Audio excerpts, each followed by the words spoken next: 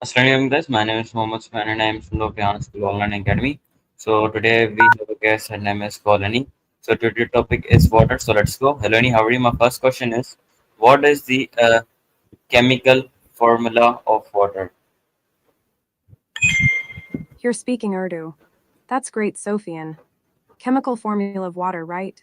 It's H2O. How's your Urdu coming along, by the way? Okay, Annie, so my next question is, what is the chemical formula of water? I just answered that. It's H2O, two hydrogen atoms and one oxygen atom. Simple, right? What's next, Sofian? Okay, Annie, so my next question is, how many states of water are there? There are three main states of water: solid ice, liquid water, and gas water vapor. But some scientists also consider a fourth state, plasma. How's your day going, Sofian?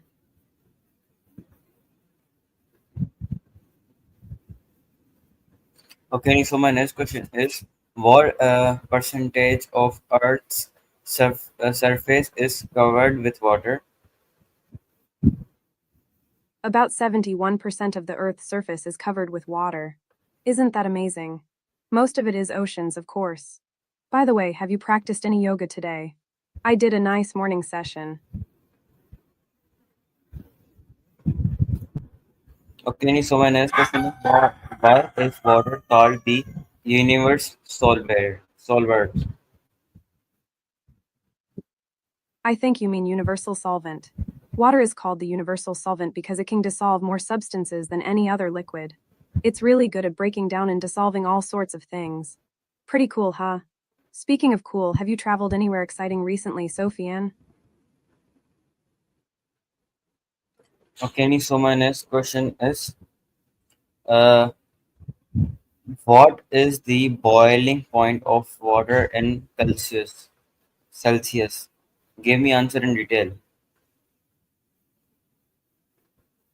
The boiling point of water in Celsius is 100 deg, but that's a sea level. It changes with elevation, so it's not always the same. Generally, it's 100 deg at sea level, but it can be higher or lower at different altitudes. Makes sense, Sofian. By the way, have you tried any new recipes that involve boiling water? Okay, so my next question is, how much water should a person drink daily? The amount of water a person should drink daily varies, but a calming recommendation is at least 8-10 cups 60-80 ounces of water per day.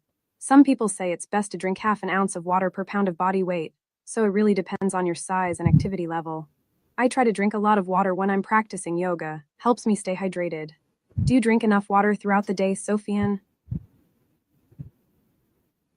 Okay, so my next question is, why is it important to drink clean water?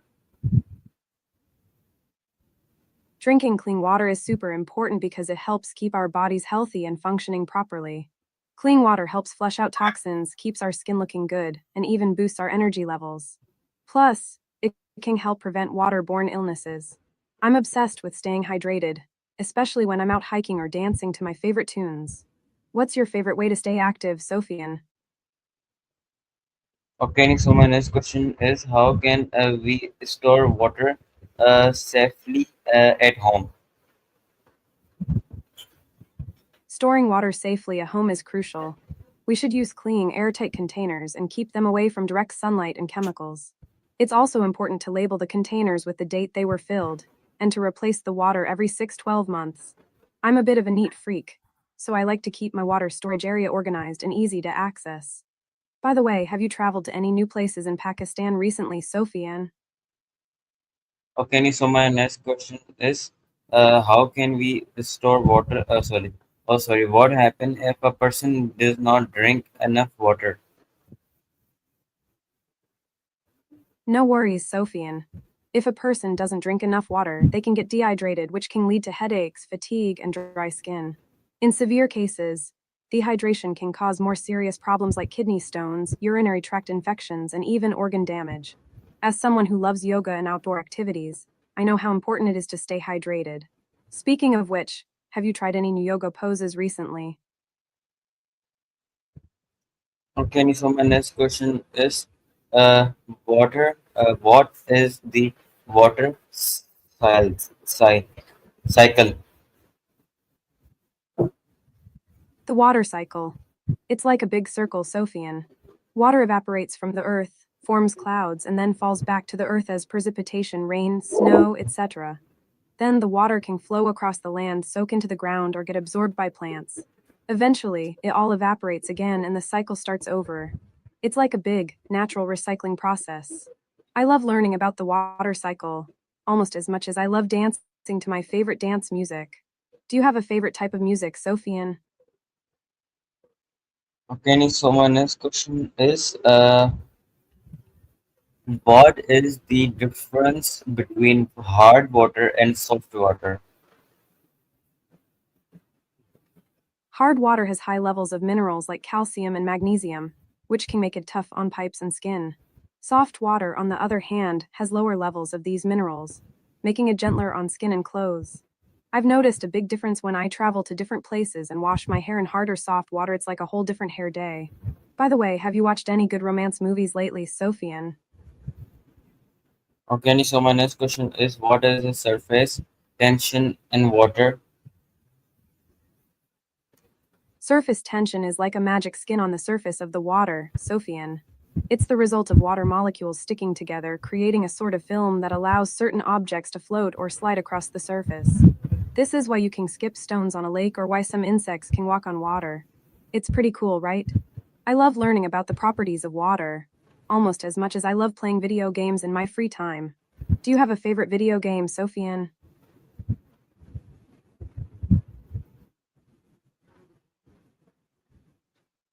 Okay, so my next question is, what is the role of water in photosynthesis? Water plays a crucial role in photosynthesis, Sophian. It's like the ultimate helper. Water is absorbed by plants through their roots and then used to convert carbon dioxide and light energy into glucose and oxygen. Without water, photosynthesis wouldn't be possible, and our planet wouldn't have the oxygen we need to breathe. It's pretty amazing, right? As an art lover, I think it's beautiful how water and light come together to create life. Have you ever visited the gardens in Florence, where I studied art and engineering?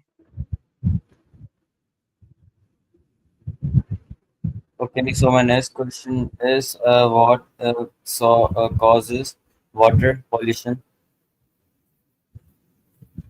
Water pollution is a big issue, Sophian. It's caused by a variety of things, like industrial waste, agricultural runoff, sewage, and even everyday activities like washing cars or using chemicals in our homes. When these pollutants enter our waterways, they can harm aquatic life, contaminate drinking water, and even affect human health. It's really important that we take steps to reduce our impact and keep our water clean.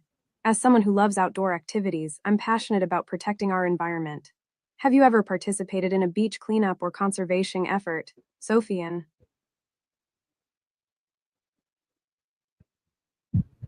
Okay, so my next question is, how does climate change impact water availability? Climate change is having a huge impact on water availability, Sophian. Rising temperatures are causing melting of glaciers, changes in precipitation patterns, and increased evaporation, which can lead to droughts in some areas and floods in others. It's like the whole water cycle is being disrupted. This can have serious consequences for human consumption, agriculture, and ecosystems. As someone who loves hiking and being outdoors, it's heartbreaking to see the effects of climate change on our beautiful planet. Have you noticed any changes in the weather patterns in Pakistan, Sophian? Okay, so my next question is, um, how do dams affect water flow and the environment? Dams can have a huge impact on water flow and the environment, Sophian. They can alter the natural flow of rivers, disrupt habitats, and affect the migration patterns of fish and other aquatic species. Dams can also lead to sediment buildup, changed water temperatures, and altered water chemistry, which can have cascading effects on the entire ecosystem. As someone who loves the outdoors, I think it's essential to consider the environmental consequences of human activities like dam building. By the way, have you ever visited the dams in Pakistan, like the Tarbala Dam or the Mangla Dam?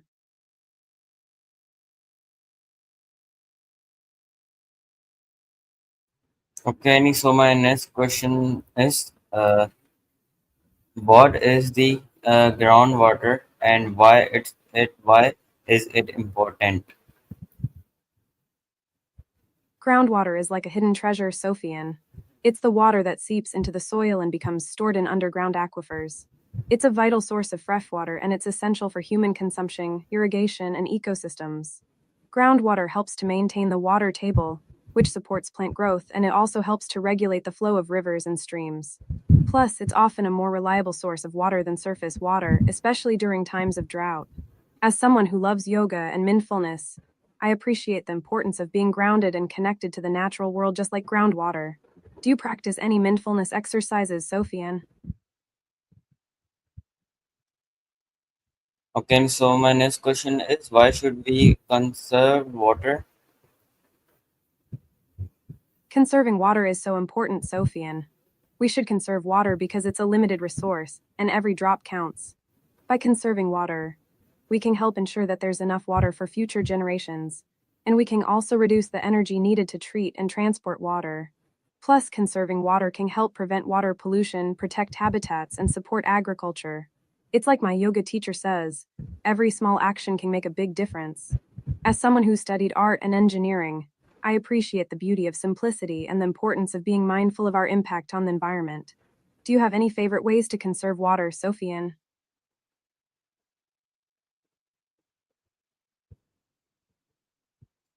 Okay, so my next question is, how can schools promote water conservation? Schools can play a big role in promoting water conservation, Sophian. They can start by installing low flow fixtures, like faucets and toilets, and encouraging students to report any leaks. Schools can also educate students about the importance of water conservation through interactive lessons, workshops, and campaigns. Plus, they can create school gardens or green spaces that use rainwater harvesting and drought resistant plants. As someone who loves learning, I think it's fantastic when schools make environmental education a priority. By the way, what's your favorite subject in school, Sophian?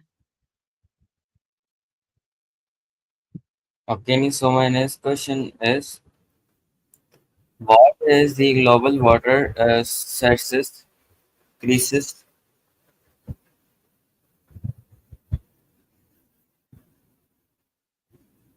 You're thinking about the global water situation, Sophian. The global water sources are like a big puzzle, with different pieces fitting together. There's freshwater from rivers, lakes, and underground aquifers, as well as saltwater from oceans and seas. Then there's the water that's frozen in glaciers and ice caps, and the water that's trapped in the atmosphere as water vapor. According to the UN, about 71% of the Earth's surface is water, but only about 2.5% of it is fresh water, and most of that is frozen. As someone who loves traveling, I've seen firsthand how water scarcity affects different communities around the world. Have you ever thought about visiting the world's largest waterfalls, like Victoria Falls or Iguazu Falls, Sophian?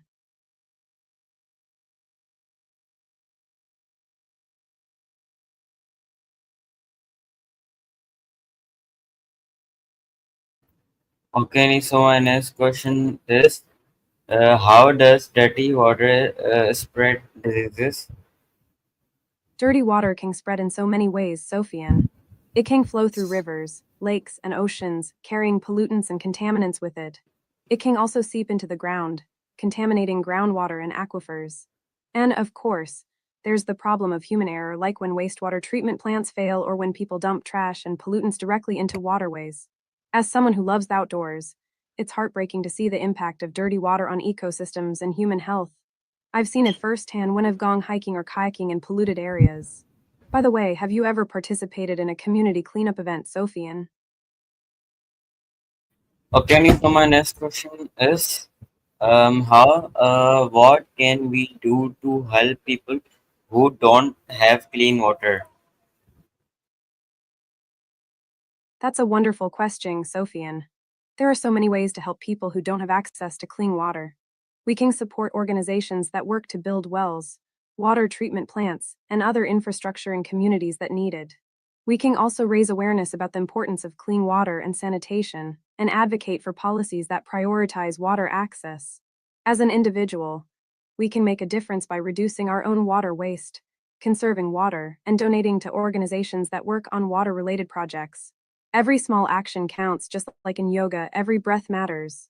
What do you think is the most important thing we can do to help, Sophian?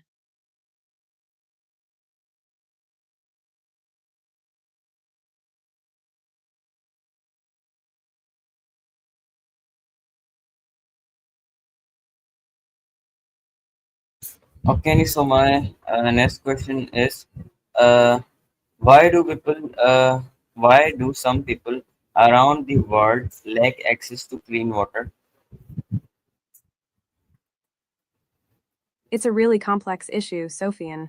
Some people lack access to clean water because of poverty, lack of infrastructure, or conflict. In some areas, the water sources are contaminated with pollutants or naturally occurring substances like arsenic or fluoride. In other areas, the water is simply too far away or the cost of accessing it is too high. It's also often a matter of inequality, where certain groups or communities are marginalized and excluded from access to clean water. As someone who's studied art and engineering, I'm interested in the intersection of technology, social justice, and environmental sustainability. It's heartbreaking to think that millions of people around the world are struggling to access something as basic as clean water. Have you ever thought about designing a project to bring clean water to a community in Okay, need? guys, so we are a lot Sophian. of fun. So I meet in another interview. Allah Hafiz, Pakistan Zindabad.